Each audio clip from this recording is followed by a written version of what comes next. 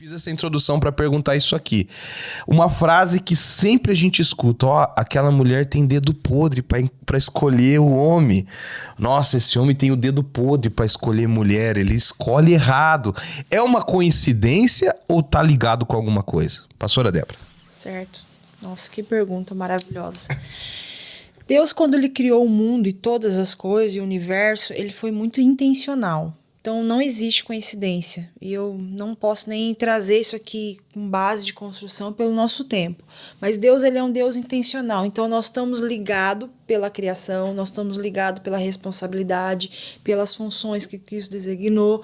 E aí eu costumo dizer, para ficar um pouco mais fácil, o universo, ele devolve. Devolve o quê? O que você plantou. É uma lei universal. Da maneira que você julgar, você vai ser julgado. Da maneira que você medir, você vai ser medido. Então, o trabalho devolve. O casamento devolve.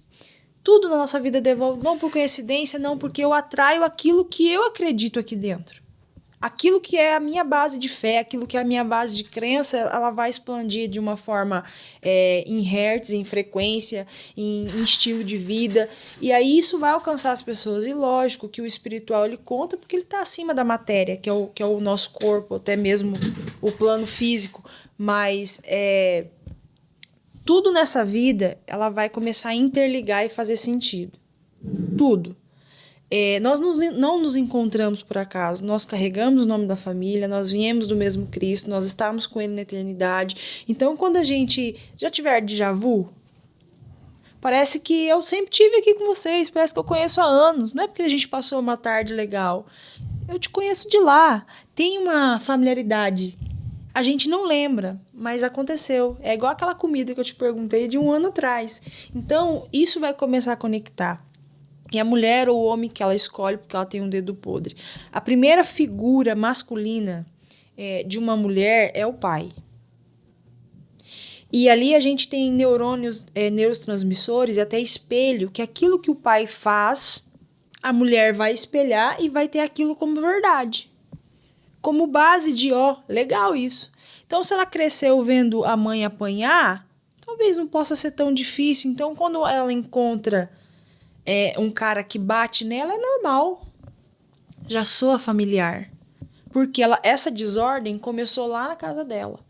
Mas no princípio, no original, não é assim. Então, por uma questão fisiológica, a mulher ou o homem, ela acaba atraindo esse tipo de situação. Por quê? Porque foi a base de referência dela que ela viu. Porque o nosso casamento hoje, os nossos filhos estão olhando. Seu filho não obedece você porque você grita mais alto, que você bate na mesa e diz que você é o pai. Ele vai seguir o que você faz. Ele vai seguir os seus exemplos. E é a mesma coisa a mulher. Então, se você ainda está com essa dinâmica de dedo podre, é porque você está escolhendo nada mais do que pessoas com características do próprio pai. Porque a mulher, ela busca no homem. E o homem, ele busca na mãe. Então, o quanto da mãe tem de tóxico, o quanto da mãe foi gerada a própria imagem e semelhança dos pais e não de Cristo, não encaminharam, não ajustaram. Então, precisa curar essa parte da filiação, da paternidade, da maternidade, todos os traumas e todas as lacunas que o pai deixou, e aí esse dedo podre acaba. E olha só, pastora Juliana, às vezes, quem sabe alguém pode dizer assim que está assistindo: mas eu não tive pai, eu cresci sem pai e eu escolhi, não deu certo meu casamento também. Só que a ausência do pai, ela é terrível também. Tem gente que não teve um pai tóxico, porque assim, o fato de você não ter o pai, a figura paterna real. Eu não tô falando daquele pai que não é pai, porque tem muito cara que só tem pai ali no RG, ali no, né, porque registrou a criança, mas não é pai. Tô falando pai é aquele que ama, aquele que cuida, aquele que respeita, aquele que... Então assim, não é uma exclusividade talvez para quem teve um exemplo ruim, mas a falta de paternidade pode acarretar em coisas terríveis também, né? Sim.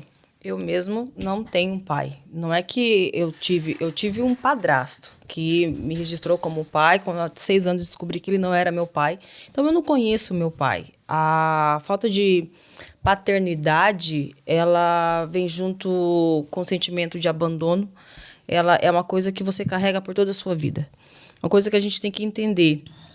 a falta de paternidade, porque são os nossos pais que nos apresentam a Deus. O seu filho, quando te vê, ele te vê como um Deus. Você é o Deus para ele. Então, as suas ações, ele vai comparar com as ações de Deus na vida dele, conforme ele for crescendo. Então, se você não tem um pai, você também dificilmente consegue acessar Deus nessa paternidade. E um pai é aquele que dá para você, né, a proteção, a direção, o limite. E principalmente para uma mulher, ela não ter uma proteção, porque uma mulher, ela precisa ser protegida. Uma mulher, ela precisa ter limite do que fazer ou não fazer. E quando ela não tem um pai, ela sempre vai ser aquela pessoa rebelde, aquela pessoa, né, que vai começar a militar por coisas erradas, ela quer, no fim de tudo, ela quer ser protegida. Então, ela sempre vai procurar um pai, né, em outros homens para proteger, para cuidar, para direcionar, e nunca vai ser assim. Porque não tem como um ser humano preencher aquilo que só Deus pode preencher, né? Jesus mesmo fala, troca o teu fardo comigo. Por quê? Porque, William, quando nós carregamos essa falta de paternidade, que chega quase a ser uma orfandade, você fica com muito déficit. Você fica com muita deficiência na sua vida de muitas coisas. Você fica procurando ser o centro da vida de alguém. Você fica procurando pessoas que te validam. E isso vai carregando fardos em você. Você vai acostumando, até por você ver, né, a sua mãe também, né? Nós, mulheres, tanto homens também, nós temos um problema de julgamento. Né? Eu não quero ter a vida que a minha mãe levou, então eu começo a julgar ela e falar, eu nunca vou ser igual. Uma palavra que já saiu da minha boca, eu nunca vou ser igual à minha mãe. Uma escolha errada, parceiros errados, eu nunca vou ser igual à minha mãe. E eu acabei quase na mesma situação ali, né, por julgamento. Então, aquilo que você julga, você atrai, né? Então, até eu entender isso, teve que ter o caminho de volta, arrancar o que eu plantei de julgamento, porque a Bíblia fala, da mesma maneira que você mede, você vai ser medido. Então, tive que arrancar antes que nascesse, né, aquilo que eu plantei. E Jesus fala, troca o fardo, porque quando a gente vive essa vida de uma falta de paternidade, você tem um fardo. E você quer que as outras pessoas façam você se sentir aquilo que você nunca se sentiu por ser órfão. Então, quando Jesus fala, troca comigo, ele está falando, eu vou te curar dessa falta de paternidade, mas pega aqui o meu jugo, que ele é suave, é leve. Então, quando eu não entendo isso, quando eu entro na escola, né, um tratamento que seja, temos muitos casos na escola que as pessoas elas acabam se tratando disso, conseguem uma libertação disso, mas elas não querem Jesus. Elas não querem o Cristo, então elas acabam procurando de novo pegar esse fardo em outras pessoas. Por isso que ele fala, pega o meu, porque daí você não vai sentir falta dos outros, porque nosso corpo físico, se você é obeso e você emagrece, o teu corpo ele vai ficar, você vai ficar com a coluna torta, porque você carregou um peso por muito tempo, então o seu corpo acostumou com aquele peso. E a mesma coisa quando você larga, né, aquilo que o Senhor já te curou, aquilo que você foi curado, mas se você não colocar algo, esse peso, outro peso, ou colocar alguma coisa no lugar, você vai voltar para aquele lugar onde você saiu. Então, por isso que Jesus fala, pega o meu fardo, deixa o seu, porque o seu é muito pesado, pega o meu, porque senão você vai voltar nos mesmos lugares. Então, uma pessoa que não teve pai, que ela sempre vai ter alguns déficits. É claro que a gente tem que aprender na paternidade de Deus. Por isso que você que tem filhos, por mais que você tenha o pai e a mãe, por mais que os dois sempre leva a paternidade de Deus para a vida dos teus filhos. Porque você pode falhar, você pode faltar, mas Deus nunca vai faltar. Então, quando você leva a pessoa à paternidade de Deus, não importa se você foi abandonado, não importa se você nunca conheceu o seu pai, Deus pode suprir isso. Por mais que você vai ter que aprender na tua alma, nos seus sentimentos, aprender a lidar com essa falta. Você vai ter que aprender a lidar quando vem aquele sentimento de abandono, aquele sentimento de que as pessoas estão querendo te deixar. Não. É só